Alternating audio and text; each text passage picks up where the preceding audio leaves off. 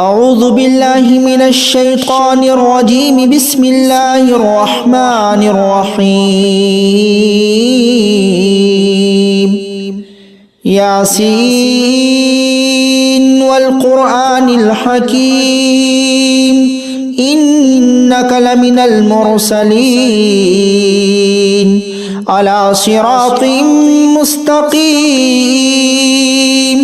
تنزيل العزيز الرحيم لتنذر قوما ما أنذر آباؤهم فهم غافلون لقد حق القول على أكثرهم فهم لا يؤمنون إنا جعلنا في أعناقهم أغلالا فهي إلى الأذقان فهم مقمحون وجعلنا من بين أيديهم سدا ومن خلفهم سدا فأغشيناهم فهم لا يبصرون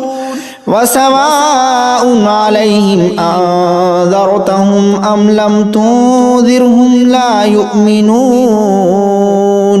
إنما تنذر من اتبع الذكر وخشي الرحمن بالغيب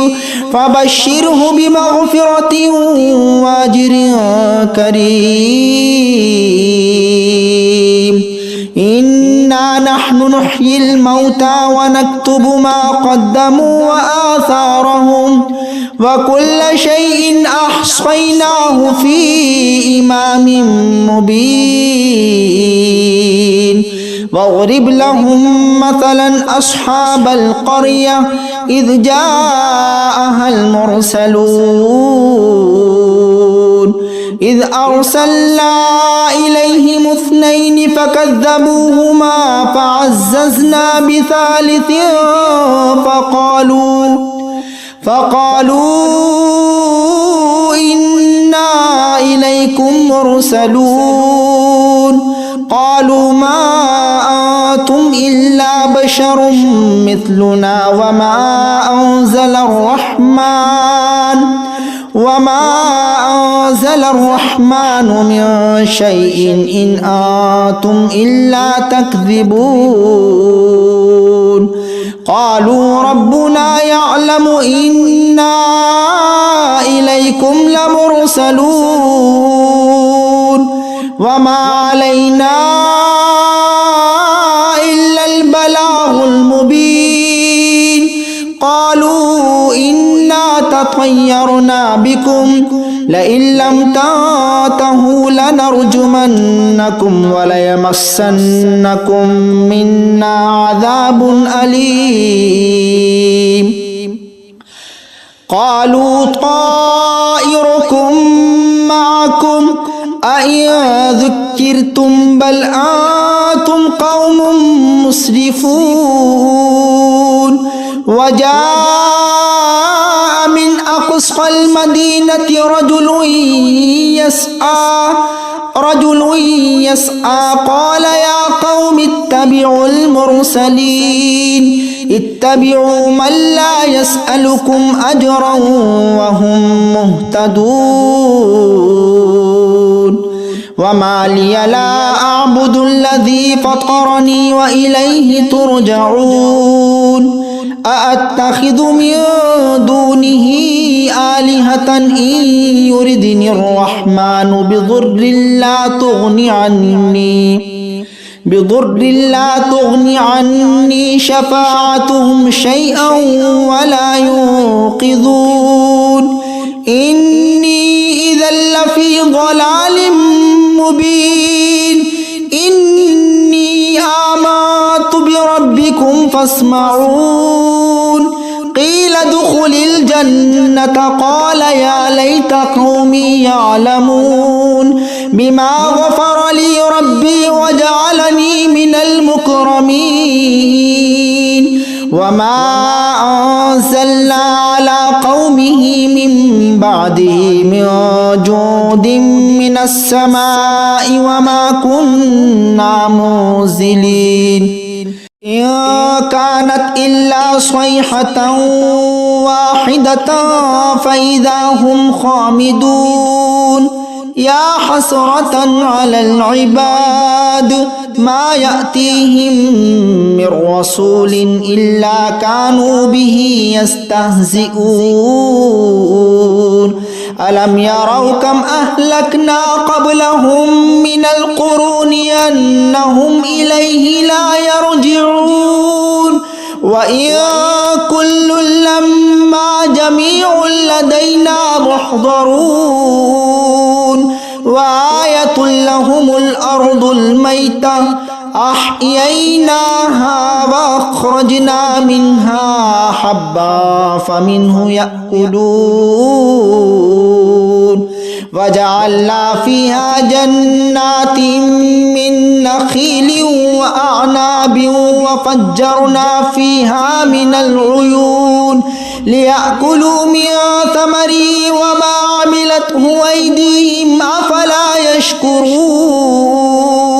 سبحان الذي خلق الأزواج كلها مما تنبت الأرض ومن أنفسهم ومما لا يعلمون وآية لهم الليل نسلخ منه النهار فإذا هم مظلمون والشمس تجري لمستقر لها ذلك تقدير العزيز العليم والقمر قدرناه منازل حتى عاد كالعرجون القديم لا الشمس ينبغي لها أن تدرك القمر ولا الليل سابق النهار وكل في فلك يسبحون وآية لهم أنا حملنا ذريتهم في الفلك المشحون وخلقنا لهم من مثله ما يركبون وإن نشأ نغرقهم فلا صريخ لهم ولا هم ينقذون إلا رحمة منا ومتاعا إلى حين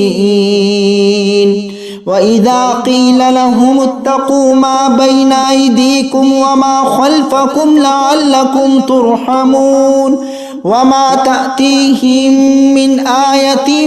من آيات ربهم إلا كانوا عنها معرضين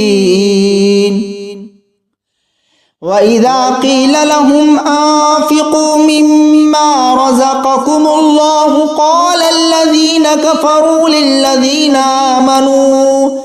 للذين آمنوا أنطعم من لو يشاء الله أطعمه إن أنتم إلا في ضلال مبين ويقولون متى هذا الوعد إن كنتم صادقين ما ينظرون إلا صيحة واحدة تأخذهم وهم يخصمون فلا يستطيعون توصية ولا إلى أهلهم يرجعون ونفخ في الصور فإذا هم من الأجداث إلى ربهم ينسلون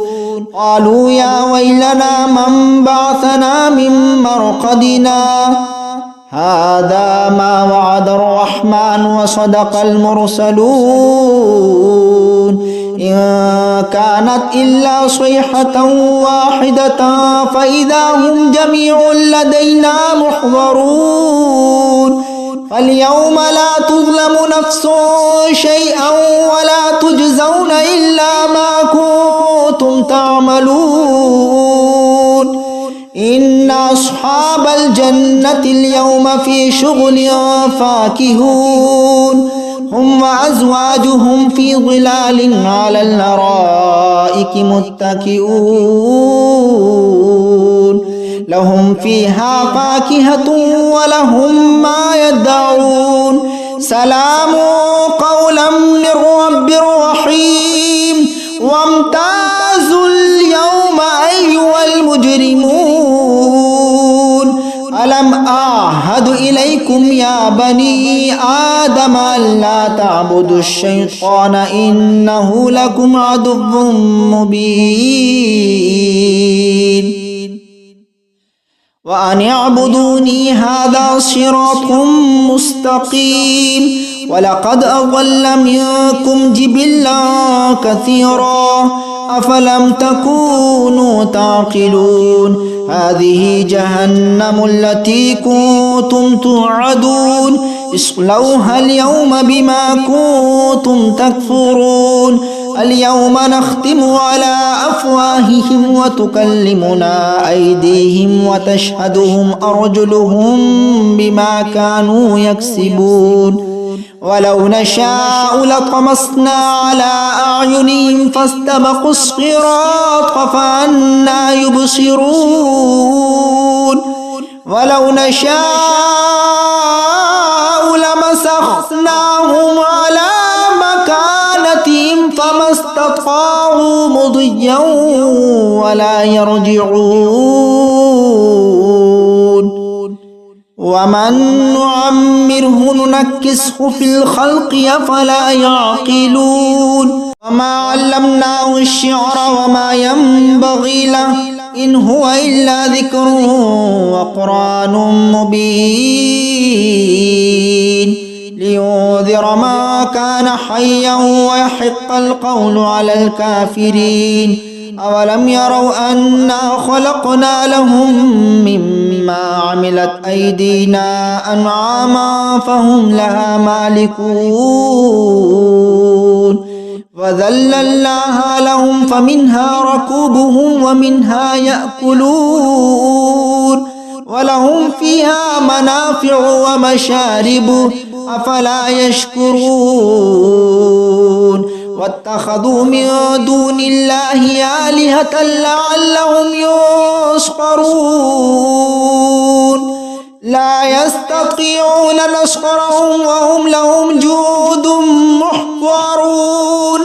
فلا يحزنك قولهم إنا نعلم ما يسرون وما يعلنون أولم ير الإنسان أنا خلقناه من نطفة فإذا هو خصيم مبين وضرب لنا مثلا ونسي خلقه قال من يحيي العظام وهي رميم قل يحييها الذي أنشأها أول مرة وهو بكل خلق عليم الذي جعل لكم من الشجر الأخضر نارا فإذا أنتم منه توقدون أوليس الذي خلق السماوات والأرض بقادر على أن يخلق مثلهم بلى وهو الخلاق العليم إنما أمره إذا أراد شيئا أن يقول له كن فيكون فسبحان الذي بيده ملكوت كل شيء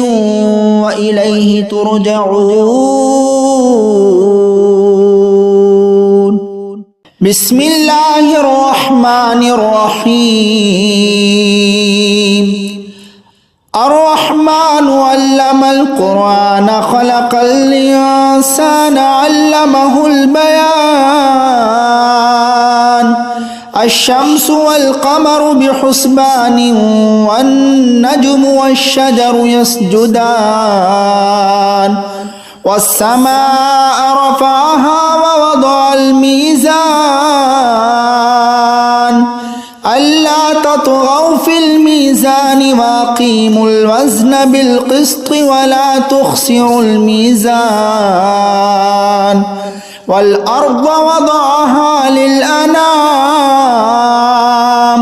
فيها فاكهة والنخل ذات الأكمام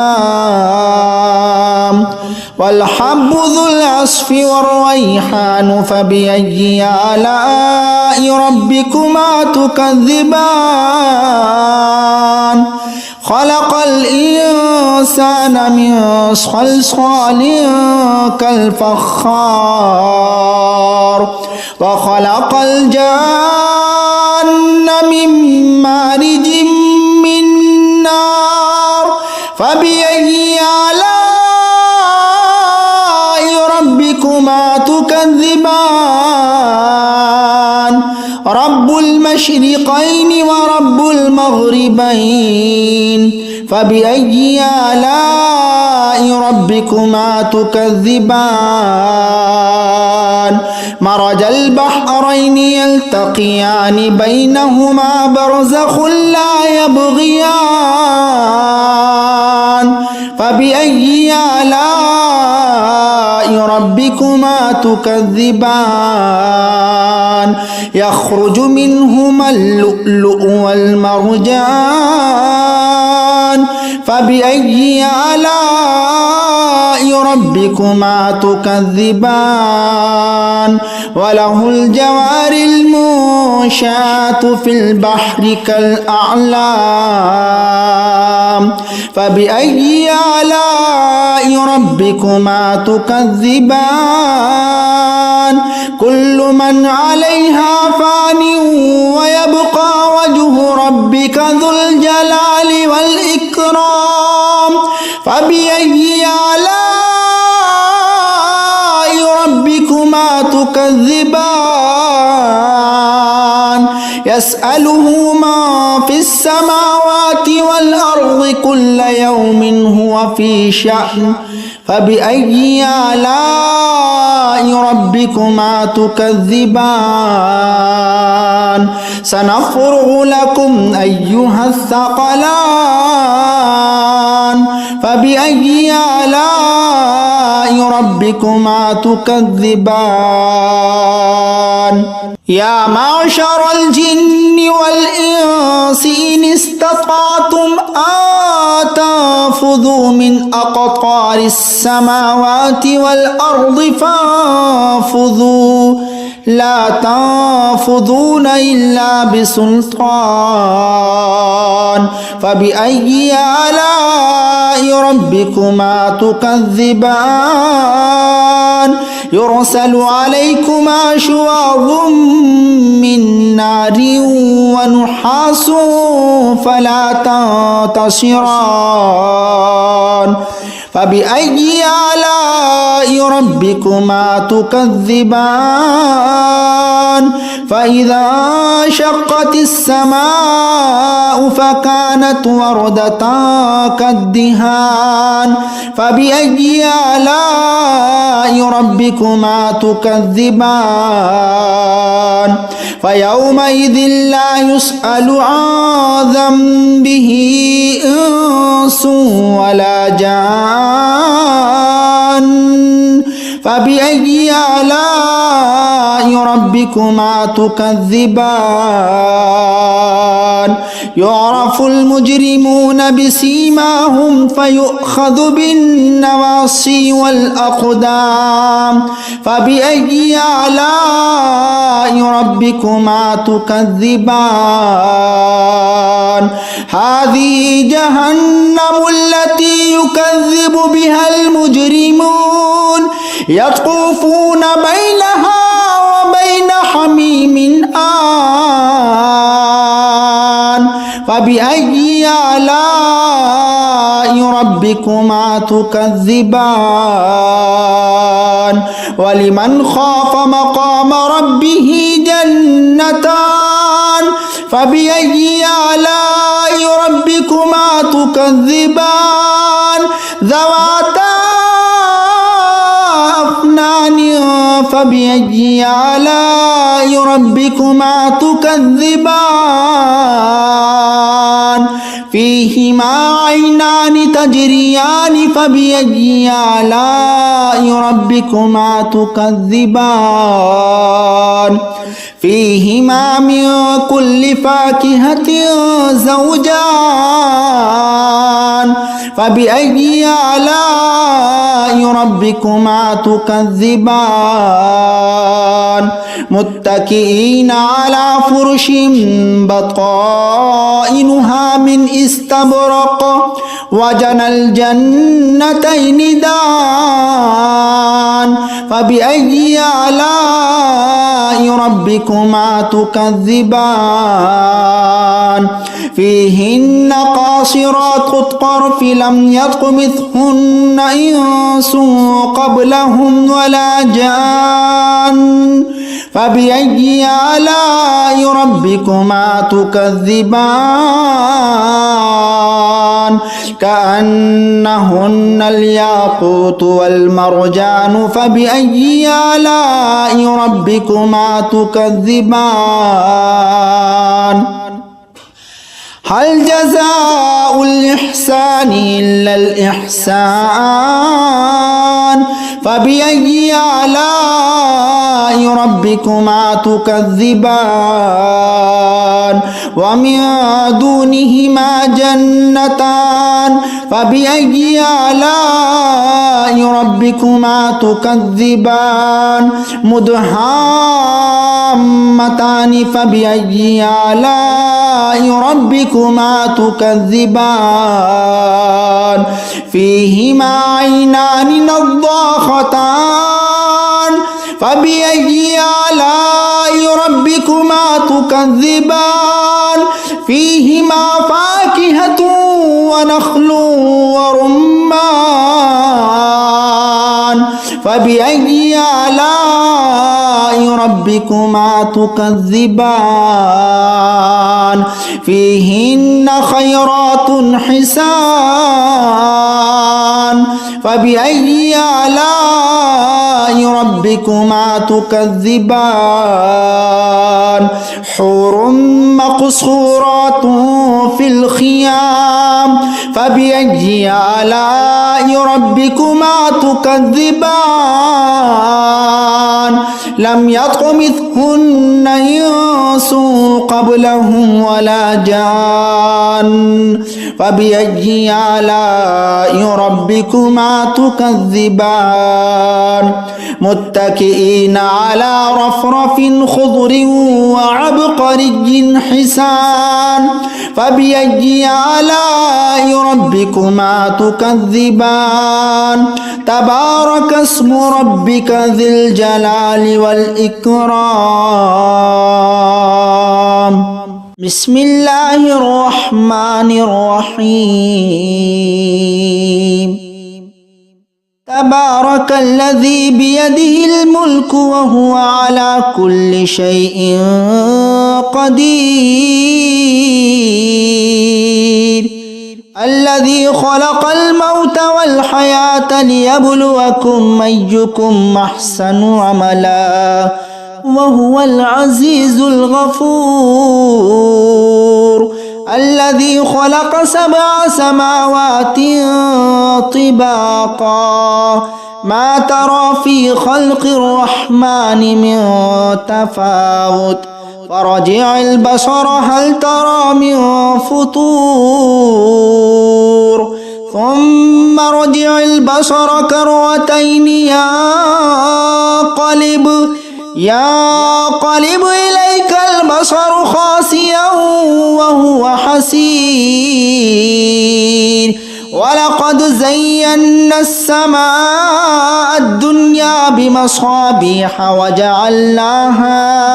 وجعلناها رجوما للشياطين وأعتدنا لهم عذاب السعير